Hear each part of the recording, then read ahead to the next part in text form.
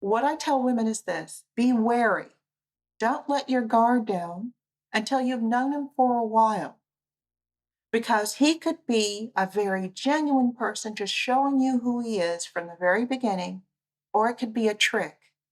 And if it's a trick, it's going to be a very expensive, emotionally expensive mistake to make.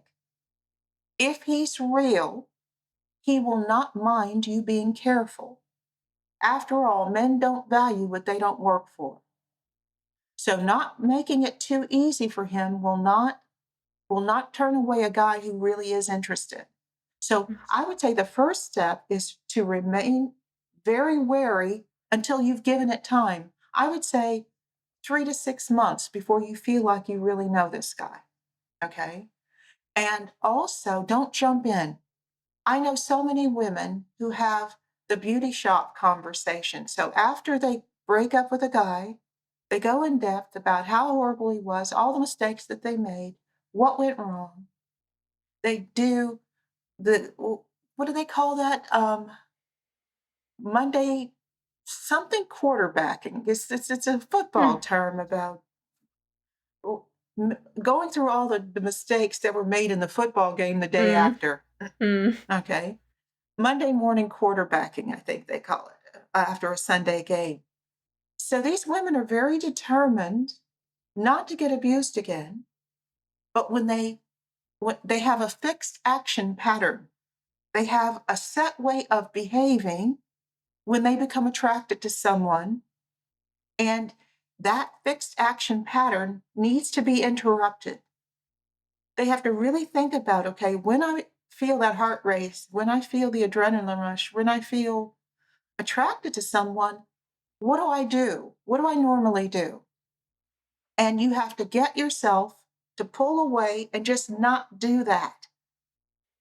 Just be nice, be friendly, but if you are the type of person who jumps in fast as soon as you're attracted to someone, you have to stop doing that. So the biggest thing that the women have to do if they want to be safe is interrupt any pattern you have that has led you astray. Just interrupt it. Tell yourself, when I feel this way, this time I'm going to pay attention to how I feel. And when I do education sessions, for instance, we actually do role play. We actually visualize going through, you're meeting this guy, he does this.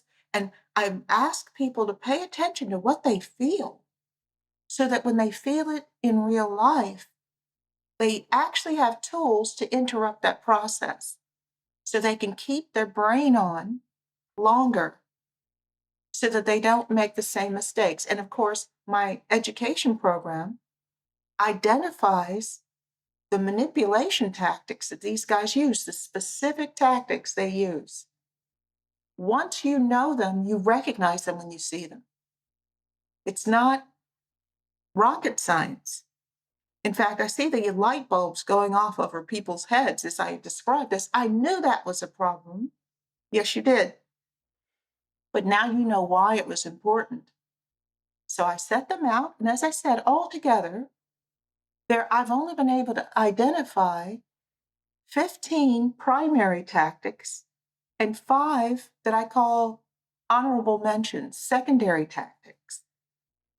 And once you know the tactics, they're easy to spot. But now you'll know they count. One of the things that happens too is that if you're attracted to somebody, you see warning signs, too many times women will ignore it.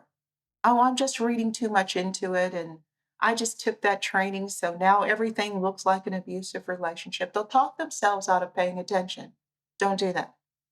Because if he's a really good guy, he will still be there in 3 months.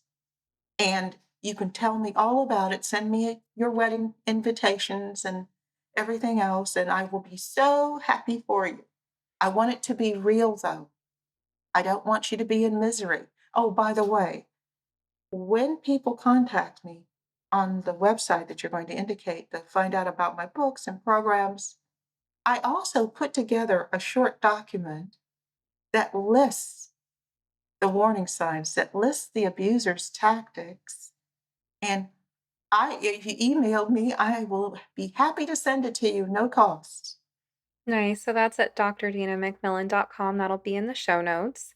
Mhm. A few important things you touched on. One is you said that at the beginning of a relationship, a good guy and a guy who's putting on an act can present the exact same way, right? So Yep. in some cases the only way to know is to take time and to be reserved.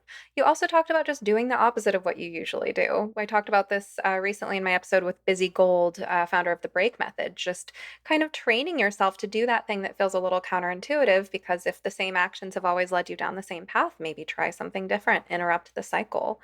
um, and then that's sort of in alignment as well with the notion of opposite action from dialectical behavioral therapy. Um, so, that being said, this is great advice. Now, you say there are 15 primary tactics, five honorable mentions that are easy to spot. I don't know if we'll get through all of them, but could you tell us some of your personal favorites that you like to educate people on? Well, I would say I'm gonna touch on a couple. One, well, 3.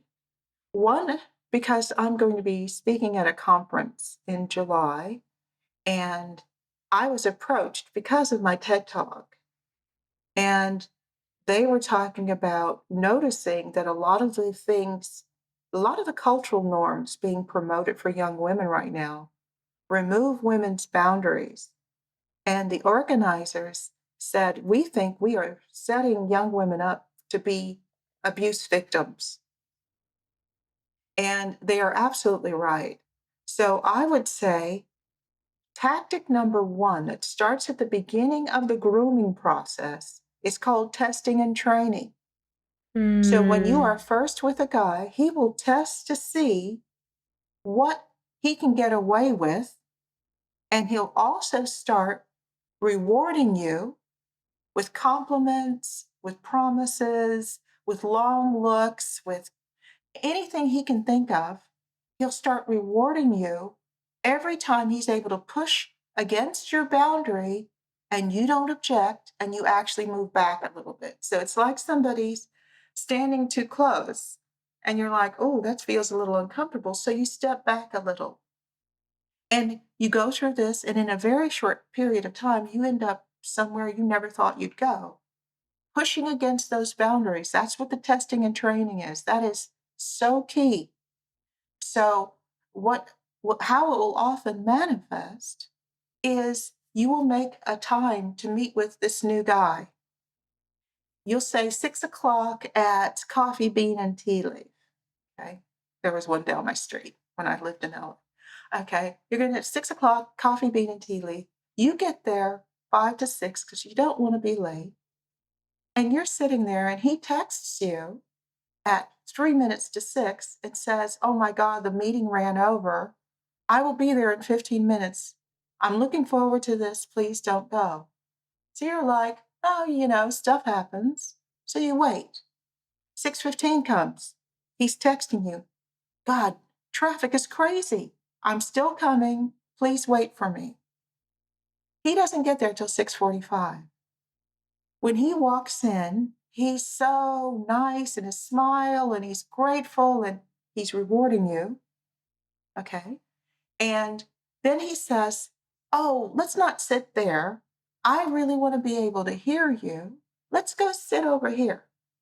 So, what you don't realize is he is pushed against your boundaries by getting you to comply with his requests, and he'll make a lot of little ones and get you to say, okay. In your brain, we mentioned neuroplasticity. In your brain, he's establishing himself as an authority. So, in a very short period of time, he'll be able to just tell you what to do and you'll comply and you won't know when you ever signed off your permission. You signed it off from the very beginning. He will do all of it, and they know how it works. They've done it over and over again. And it does not require an genius. It requires cunning. And you can be average intelligence or even slightly below and be cunning and know how to do this. And they use the exact same script over and over. So they have it polished to the point it seems spontaneous. But they know they're also part of that testing. If you get upset, or if you leave, or if he wants to move and you say no, he's also testing to see how easy it is to get you to do what he says.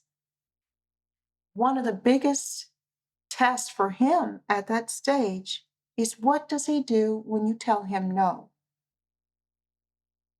Um, I would say another one, everybody hears about this now. Two of the tactics are common knowledge right now. The second one is love bombing. A, a really clever abuser will combine love bombing with hate bombing. So he will combine all of these wonderful compliments and he'll pay attention to you. He'll ask you questions. He wants to know how you want to be seen. And he will reinforce that so he makes you feel good. But at the same time, he's doing something people know of as negging. He's making little comments, little questions, little points that are making you feel like, oh, does my hair really look funny like this? Would I really look better? Am I being unrealistic in my goals? That will soon turn into real negativity, but he will also draw attention to every flaw, every mistake. So this is all going on at the very early stages. There's also an honorable mention that I talk about called gaslighting, and a lot of your listeners will know about gaslighting. Convincing you something bad that this person did either didn't happen at all or didn't happen the way you remember it. And some of them are very good at gaslighting you. But as I said, the list is fairly short.